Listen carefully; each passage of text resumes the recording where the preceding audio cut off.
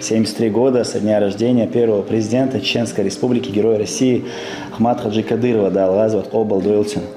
Знаете, если вы принимали участие в таком конкурсе, какую лепту, какой вклад он внес в то, что мы сегодня с вами наблюдаем, правильно? Мирную, процветающую республику, развивающуюся во всех отношениях, руководство наше, которое пользуется уважением на самом высоком федеральном уровне. То, что вы принимаете участие в такого рода мероприятиях, популяризируете это дело, стихотворение, это дорогого стоит. Шусан Дюиш, Толбей, Шанхадиз, чем наша история характерна, кто у нас среди новейших героев. Я вам желаю в дальнейшем успехов, желаю вам не терять этой своей хватки, что да, я то был Изандейл.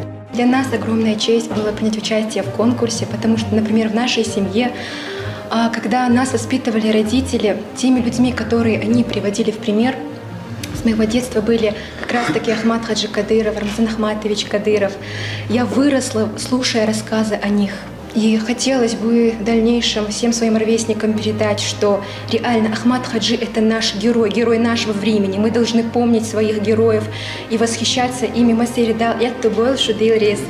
Ахмат Хаджи, ты горец, сын народа, ты гордость в сердце каждого из нас. С тобой Чечня приобрела свободу, ты свой народ от бед, от горя спас.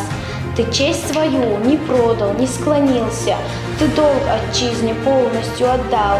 Перед врагами ты не преклонился, уверенно ты до конца стоял.